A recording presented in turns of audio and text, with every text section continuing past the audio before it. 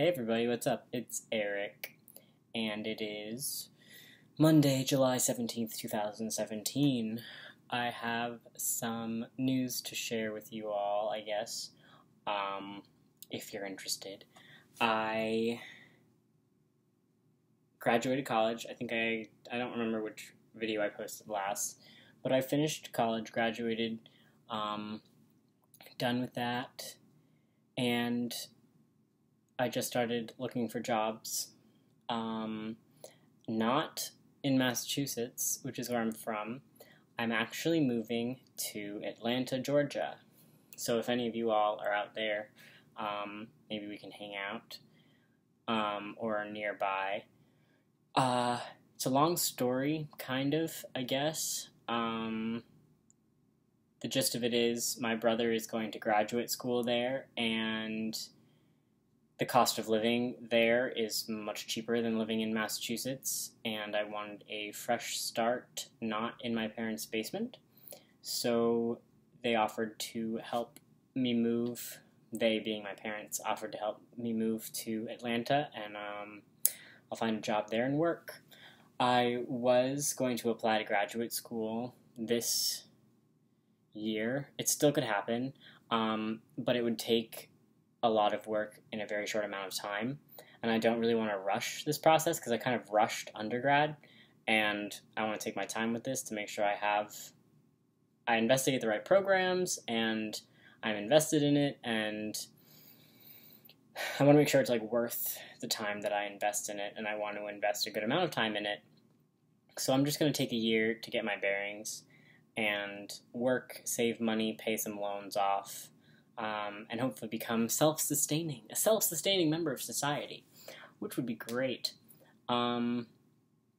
Yes, that's the goal.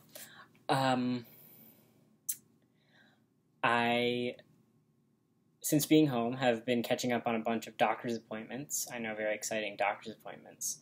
And my cholesterol is high. My dad is 60 years old and mine is higher than his, which is not a good sign. I haven't done any research on this, and the little Googling that I have done says that testosterone actually lowers your cholesterol, so I'm a little confused about that, but if any of you guys know if testosterone, or if biologically females, trans people who are on testosterone have high cholesterol, or it could just be my diet. I could literally just be eating tons of junk food, which is what I'm doing. But I didn't expect to have high cholesterol, and now I'm making changes to combat that. But if any of you all know any trans-related cholesterol things, let me know. What else? Oh, because I'm female-bodied and don't plan on getting lower surgery, I got my first pap smear ever, and man, was it weird. I am non-binary identified still, which has helped me build more of a relationship with my body the way it is. But I have yet to actually test that out with anybody, as in, I haven't been in a physical relationship. I have never been in a physical and emotional relationship with someone at the same time. I've slept with people, and I have fallen in love with people, but never the same people. And so I have no idea how I would use this body to interact with someone. But I was still not mentally prepared for a procedure having to do with that anatomy, which is interesting to me.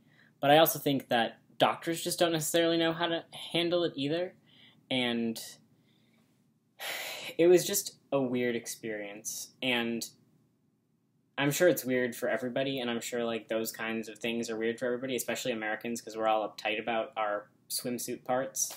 And so, yeah, it was just, maybe that could have been why my cholesterol was so high, also because I've done some other Googling, and it said that stress can raise it, and I'm pretty much stressed all the time.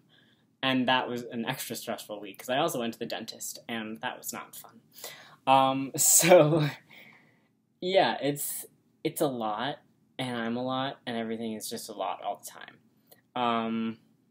But yeah, I'm starting to exercise more, because I wasn't doing that for a long time, more and regularly, and Yeah, I hope to apply for my jobs out as at least transgender. I'm pretty okay with male pronouns as it is right now, just because I know that when I get to my like final destination or like a career that I like or people that I trust, I'll be able to use the pronouns that I want to use. Also considering a name change somewhere down the line because Eric's cool, but it is me as much as my other name was, which isn't. It's just really hard to understand and work through this process. But I just know that like a masculine name and a feminine name, they're not necessarily like totally me, or they're different aspects of me, which is hard to understand. But it's interesting to be getting into this kind of thought because I have the time to get into it. And I'm still growing out my hair. It's actually probably a little shorter than the last time you saw it because I'm growing out all of this stuff now, which means that I'm going to have to be patient with the top as well because the top is really long now, and it's going to take ages. It's going to take probably about a year for this to get to where this is now. And I'm going to be in Atlanta, and I have really, really thick hair, so it's going to be so hard to not cut it, but I just have to stay strong. And if you're interested, I've been using natural products to help keep it clean and shiny and less frizzy. I use shampoo, which is made with argan oil, and I use avocado shea butter conditioner that I bought in Iceland, which I don't know if I'll be able to buy here. And then coconut oil as like a little finishing touch that I just put in after I shower. And it's lovely. Bugs love it though, so if you're outside a lot, I would not recommend using all that stuff. Or wear a hat with a lot of bug spray on it, which is also what I do. Been doing yard work. Yeah. So, it's just a lot of things happening still, but it's the things that I want to happen, which is good, and yeah, we'll see what happens. I think that's it. Yeah. Yeah, I think that's totally it. Oh, I'm seeing my endocrinologist before I move because I don't know if there are any endocrinologists near me in Atlanta. I assume there will be, and I'll see if my current endo knows anything about it. But I'm seeing her in like the first week of August, and I might investigate alternatives to injections just because